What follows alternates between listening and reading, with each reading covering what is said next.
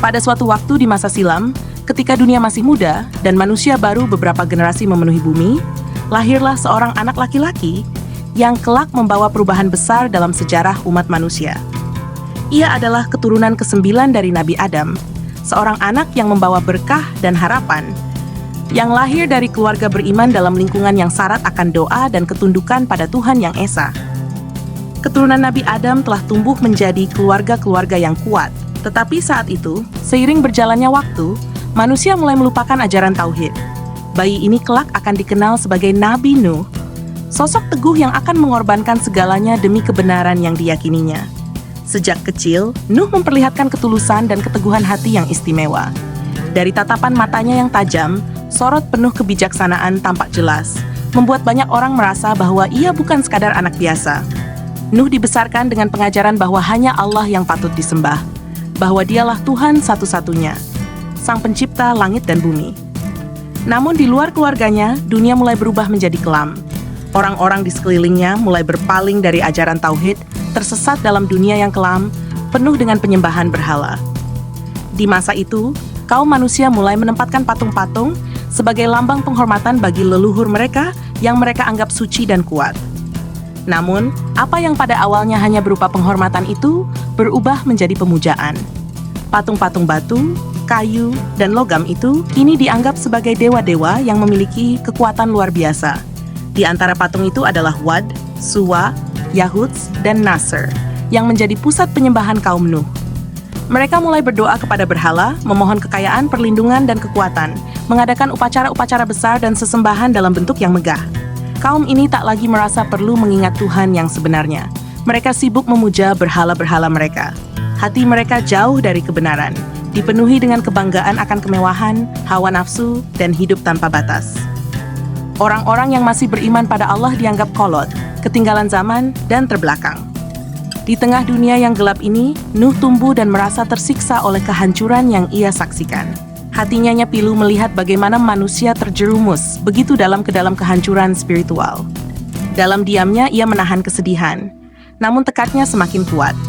Hingga suatu malam, dalam keteduhan langit yang dipenuhi bintang-bintang, Nuh berdiri menatap langit dan merasakan panggilan yang kuat dari dalam hatinya. Tuhan telah memilihnya sebagai utusan, dan Nuh tahu inilah panggilannya untuk membimbing manusia kembali ke jalan yang benar. Tetapi, ia juga tahu bahwa tugas ini akan penuh rintangan. Kaumnya keras kepala, sudah terbiasa dengan kehidupan bebas yang penuh kenikmatan duniawi. Mereka pasti tak akan menerima ajaran tentang Allah dengan mudah. Namun, Nuh bersumpah dalam doanya bahwa ia akan menjalankan amanah ini, tak peduli seberapa berat perjuangannya. Dengan keteguhan hati, Nuh menerima tanggung jawab besar ini dan memulai misi untuk menyelamatkan umat manusia dari kehancuran. Bayangkan, bertahun-tahun telah berlalu.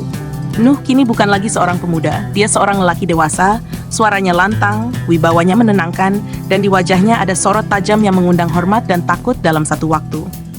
Namun, bukan karena kekayaan atau pangkat ia disegani, melainkan karena keteguhannya.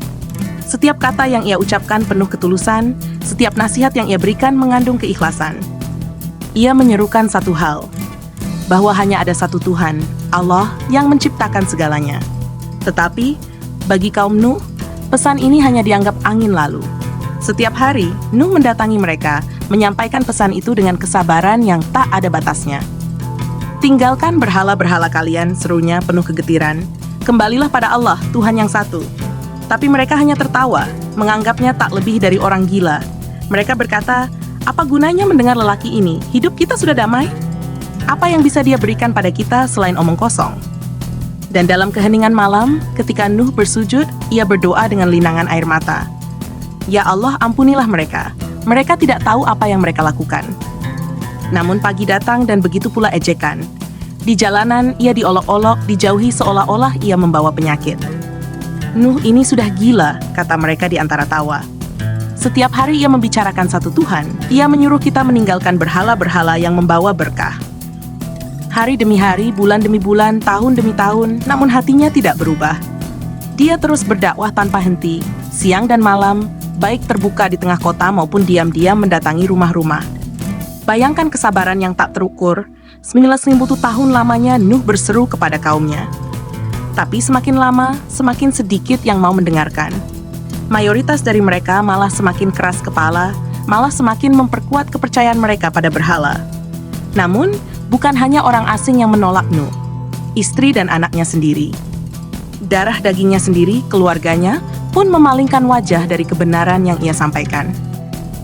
Anaknya, yang dibesarkannya dengan tangan dan kasih sayang, memilih jalan yang berbeda. Ia menolak ajaran ayahnya, memilih untuk tetap bersama kaum yang menyembah berhala.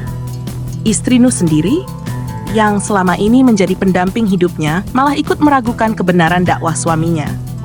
Setiap hari, Nuh menyaksikan orang-orang yang ia cintai, yang ia harapkan untuk ikut bersamanya, malah ikut tertawa mengejek bersama kaumnya. Bukan main sakitnya, bukan main perihnya hati Nuh. Namun, Nuh tidak marah, tidak berhenti, tidak mengeluh. Hatinya tetap berbisik dengan kepasrahan yang dalam. Jika ini yang Allah kehendaki, maka aku akan terus berdiri di jalan ini. Maka hari demi hari, malam demi malam, seruan Nuh terus berkumandang. Bahkan dalam sepi malam dan dinginnya hati kaum yang menolak, Nuh berdiri tegak seperti batu karang, tak tergoyahkan. Waktu berlalu, dan Nuh semakin sadar bahwa kaumnya tidak akan pernah berubah. Hari demi hari, ia menyaksikan mereka semakin terikat pada berhala-berhala yang mereka sembah, dan hatinya dipenuhi rasa pilu. Seiring dengan itu, wahyu dari Allah datang, menyampaikan kabar yang berat. Mereka yang keras kepala ini takkan selamat. Sebuah bencana besar akan menimpa mereka sebagai peringatan, sekaligus akhir dari kesombongan mereka. Namun, Allah tidak hanya menurunkan kabar murkanya. Ia juga memberikan petunjuk kepada Nuh untuk menyelamatkan mereka yang masih memiliki iman, mereka yang mau mengikuti kebenaran. Allah memerintahkan Nuh untuk membangun sebuah bahtera besar. Itu bukanlah perahu biasa, melainkan kapal yang sangat besar, yang mampu menahan kekuatan badai dahsyat. Kapal ini adalah harapan terakhir bagi mereka yang mau bertobat dan kembali kepada Allah. Di tengah olok-olokan kaumnya, Nuh mulai mengumpulkan kayu dan bahan-bahan lain untuk membangun bahtera. Hari demi hari ia bekerja dengan tekad yang tak pernah goyah. Tangannya menebang pohon, membelah kayu, dan memaku papan-papan dengan tangan yang penuh luka. Setiap palu yang diketukkan, setiap kayu yang dirangkai, semua itu disaksikan oleh kaumnya dengan tawa dan cemooh. Lihatlah dia, Nuh, si orang gila itu, membangun kapal di tengah gurun. Seru mereka sambil tertawa terbahak-bahak. Apakah ia pikir air akan datang ke sini? Apakah dia lupa bahwa kita berada di tanah yang kering? Namun, Nuh tak peduli pada ejekan mereka. Baginya, setiap olokan itu bukanlah penghinaan, melainkan ujian kesabaran. Sementara itu, Allah memberikan petunjuk tentang siapa yang akan diselamatkan. Hanya mereka yang masih beriman, serta setiap makhluk hidup yang harus dibawa sepasang, jantan dan betina, agar kehidupan bisa dilanjutkan. Waktu berlalu, dan akhirnya bahtera itu selesai. Dengan napas panjang penuh haru, Nuh menatap karyanya yang telah berdiri kokoh. Lalu datanglah saat yang dijanjikan. Langit mendadak berubah kelam, angin mulai bertiup dengan kencang, dan hujan turun lebih deras dari yang pernah dibayangkan. Hujan itu bukan sekadar rintik air, langit seolah merobek dirinya, mencurahkan air dengan kekuatan yang luar biasa. Tanah yang tadinya kering kini mulai digenangi air. Sungai-sungai meluap, menelan daratan, dan air mulai naik tinggi menutupi segala yang ada. Nuh, dengan penuh kepasrahan, memimpin mereka yang beriman menaiki bahtera. Mereka yang tertawa, mereka yang mengolok-olok, kini mulai menyadari kesalahan mereka, namun semuanya telah terlambat. Di tengah kekacauan, Nuh melihat putranya, anak yang ia cintai, namun memilih untuk menolak kebenaran. "Wahai anakku," seru Nuh. Tangannya terulur, memohon penuh harap, "Naiklah bersama kami. Jangan kau termasuk orang-orang yang tenggelam." Tetapi anaknya, penuh kesombongan, menolak seruan ayahnya. "Aku akan berlindung di atas gunung yang tinggi," katanya, suaranya penuh keyakinan. "Air takkan sampai ke sana." Nuh memandang putranya, mengetahui bahwa ini mungkin adalah terakhir kalinya ia melihat anaknya. "Takkan ada yang bisa selamat dari ketetapan Allah," serunya. Namun air semakin tinggi dan memisahkan mereka. Nuh hanya bisa menyaksikan dengan hati yang hancur saat ombak besar datang dan menelan putranya. Hujan terus turun dan air semakin tinggi, menenggelamkan gunung-gunung, pohon-pohon, hingga semua yang hidup di daratan. Ketika hujan terus mengguyur tanpa henti dan dunia seolah tenggelam dalam kegelapan, bahtera besar yang dibangun oleh Nuh mulai berlayar, terombang-ambing di tengah lautan luas yang tak bertepi. Gelombang-gelombang besar setinggi gunung menerjang dari segala arah, menghempaskan bahtera itu dengan kekuatan yang luar biasa. Di dalamnya, Nuh dan para pengikutnya berlindung sambil berdoa, menyerahkan diri sepenuhnya kepada Allah. Hawa dingin menyelimuti bahtera. Para penumpang, baik manusia maupun hewan yang berkumpul dalam keheningan, dapat merasakan getaran bahtera yang melawan derasnya arus. Sesekali terdengar suara desis angin dan gemuruh ombak yang menghantam dinding kayu kapal, tetapi bahtera itu tetap kokoh, karena ia dibangun atas perintah Allah dan dengan perlindungannya. Nuh, meskipun hatinya dipenuhi dengan kesedihan yang mendalam atas kehilangan anaknya dan kaumnya, tak henti-hentinya memanjatkan doa penuh keyakinan bahwa Allah sedang menjalankan rencananya. Di bawah cahaya kilat yang menyambar langit kelam, ia berdiri tegar, menguatkan hati mereka yang ada di dalam kapal.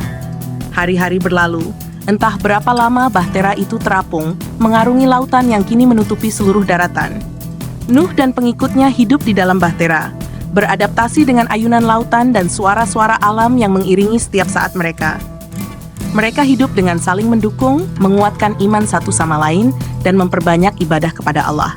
Sementara di luar sana, dunia lama telah tenggelam. Akhirnya, pada suatu hari, ketika langit mulai cerah dan suara hujan perlahan mereda, Nuh menyadari bahwa air mulai surut. Puncak-puncak gunung mulai tampak di kejauhan.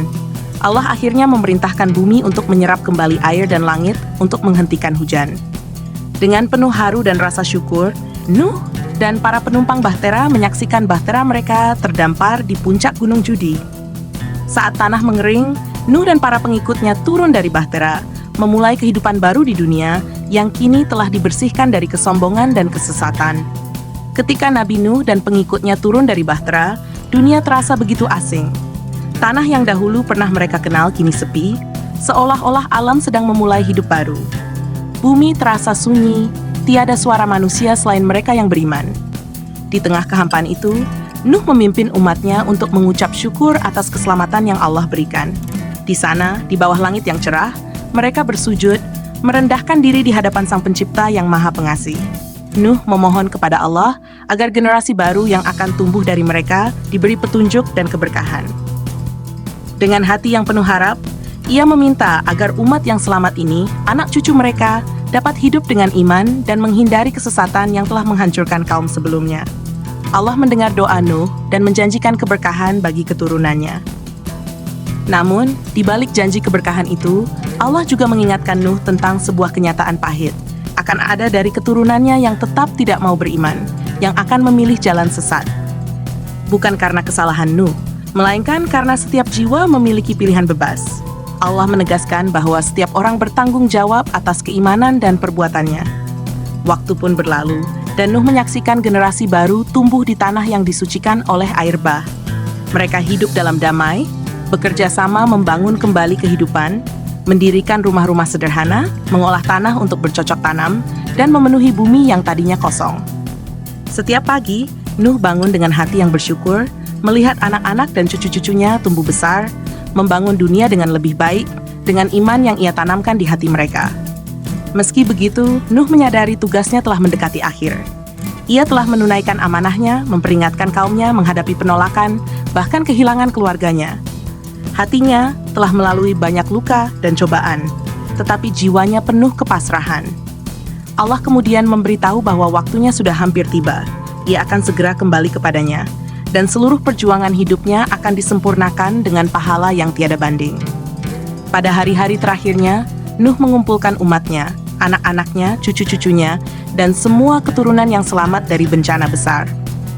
Dengan suara yang penuh kebijaksanaan, ia memberikan pesan terakhirnya, memperingatkan mereka untuk tetap taat kepada Allah dan tidak pernah menyekutukannya dengan apapun.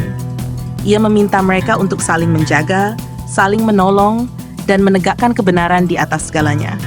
"Wahai anak-anakku, ketahuilah," katanya dengan suara yang lembut namun tegas, "hidup ini hanyalah perjalanan sementara. Janganlah kalian terpesona oleh dunia hingga melupakan tujuan kita yang sebenarnya. Ingatlah, Allah adalah Tuhan yang satu dan tiada daya serta kekuatan selain darinya. Berpeganglah teguh pada iman kalian, dan jangan biarkan kesesatan menguasai hati." Setelah ia memberikan pesan terakhirnya, Nabi Nuh menghembuskan napasnya yang terakhir. Ia meninggalkan dunia ini dalam kedamaian, Jiwanya telah kembali kepada Allah dengan penuh kebanggaan. Kaumnya berkumpul di sekeliling tubuhnya, menangis penuh duka, tetapi juga dengan kesadaran akan betapa berharganya sosok yang mereka miliki sebagai nabi, seorang utusan yang mengajarkan kebenaran dengan penuh kesabaran dan ketulusan. Nabi Nuh pun beristirahat dalam keabadian, sementara umatnya meneruskan hidup dengan pesan-pesan yang telah ia tinggalkan. Di hati mereka terpatri kuat ajaran Nabi Nuh, bahwa keimanan, ketulusan, dan ketaatan kepada Allah adalah harta paling berharga. Dunia baru itu, yang penuh dengan harapan, berjalan dengan pesan-pesan kebenaran dari Nabi Nuh, seorang hamba Allah yang tak pernah menyerah dalam menyampaikan cahaya di tengah kegelapan.